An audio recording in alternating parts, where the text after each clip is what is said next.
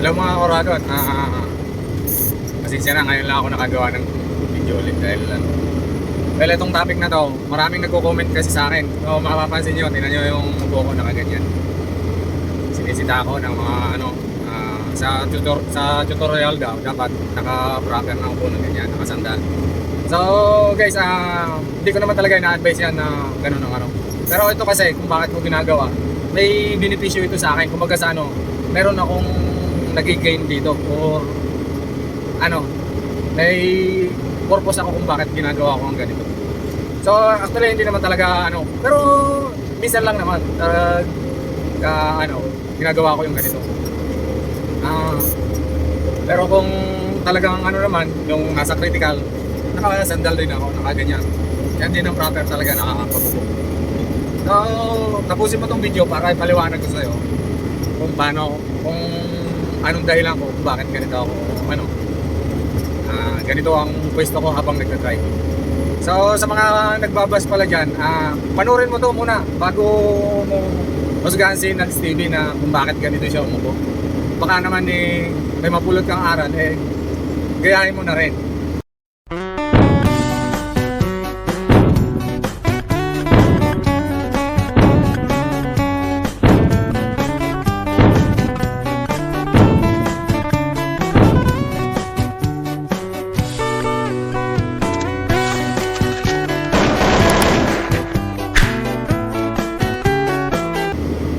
Actually, ang isang point ko dito, pag nagbablog ako, yung camera ko, tsaka ako, yun lang din ang mic ko. So wala akong ibang mic. Kaya pagka nakasandal ako, medyo mahina yung dating ng boses. So yung isang unang purpose ko. Pangalawa, mainit kasi minsan dito. Nagpapawis yung likod ko, kaya pagka sa ilubo ako pagka kaya minsan ginaganito ko, minsan sumasandal din ako pagka pero ang talagang pinaka the best na nakukuha ko dyan guys, eto pinaka-exercise ko kasi ito once na yung track, pagka nakaganito ka, yung abs mo yung gumagana, yung siya ang nagbabalance. So para maiwasan na rin na lumaki yung tiyan. Kasi yung iba, pag nakasandal ka na dito, relax na relax yung tiyan mo. Pero subukan mo ganito, nakapersa yan. Siya ang nagbabalance yan. Kaya nga, tatlo mo, ganyan. Sinasanay ko ang sarili ko na yung tiyan ko ang nag-ano. Pero pagka critical naman talaga, actually talagang sasandal lang. So yan, sa mga nagbabasa sa akin, sana maintindihan nyo to kung bakit ko ginagawa. Pero hindi ko naman talaga ina-advise, lalo sa mga baguhan, bawal nyo itong gawin. Dahil kung hindi nyo pa kayang i-balance ang sarili nyo na nakaupo ng ganyan sa street, lalo matakbo. Katulad nito, andito ako sa expressway. Kung hindi mo kaya pang balansin yung katawan mo, may possible na magkaroon ka ng disgrasya o disalign ka dito sa upuan, mawala ka sa concentration sa pagmamanig. So isang isang reason na dapat pagbaguhan, sumunod ka muna sa guidelines. So pero pagka yung na eksperyensado ka na, medyo masubukan to para ako kasi unang-una pag nakasandal ka kasi dito, parang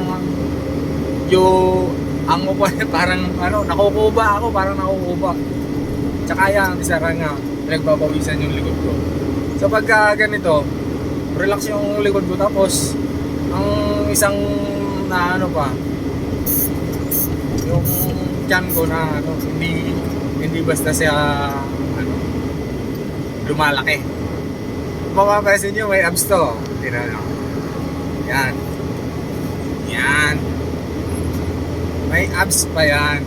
So yan, isang ko, bakit ganyan ang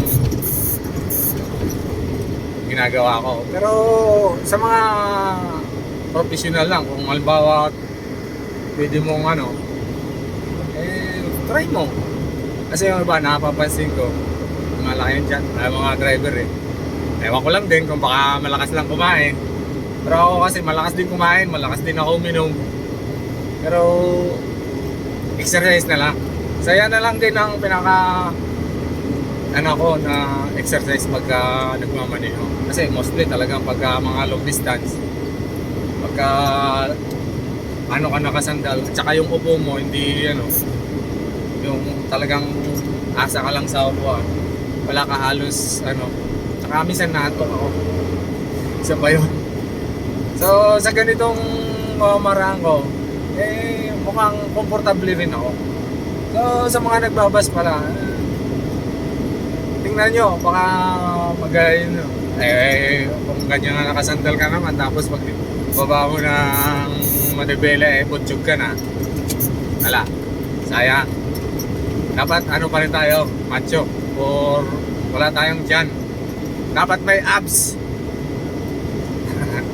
So yan guys, baka gusto nyo i-try. Pero sa mga professional, pero pag baguhan nga, huwag mo munang ano. Kasi ang concentration kasi katulad nito, nasa 90 yung takbo natin. So kung hindi mo ano yan, kung hindi mo kabisadong galawan ng ganyan, baka mamaya ka-distress. So pero pagka balansin mo na, tsaka kabisado mo na yung truck, hindi mo gawin. Isang purpose din yan na para maging healthy tayo. Kasi yun na lang din ang ano, kaka-exercise na rin natin yan. So guys, maraming salamat pala sa mga sumusuporta at patuloy na gumagabay sa ating mga video. Sana huwag kayong magsawa. Hindi naman magsasawa si Nals TV na bigyan kayo ng mga impormasyon or kalaman. Tsaka na rin yung mga mapupuntahan ko. Gusto kong i-share sa inyo para makapunta rin kayo or makita nyo yung sitwasyon. So sa ngayon, ito lang muna. Pero abangan nyo at sa susunod gagawa ulit si Nals TV ng jokes. Abangan nyo yan. At saka ngayon pagbubutihan ko na talaga mga nakaraang kasing jokes ko parang kulang na sensitive kaya boring.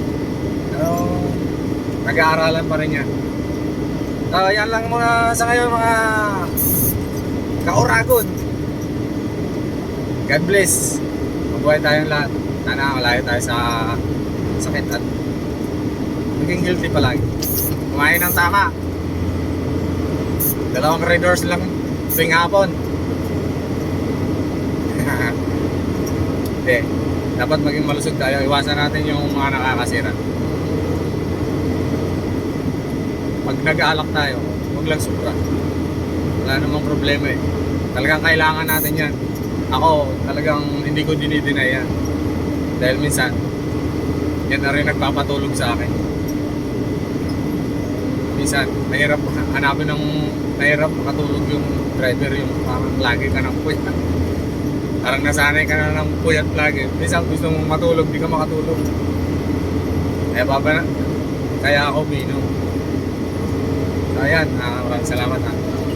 Bye bye, God bless.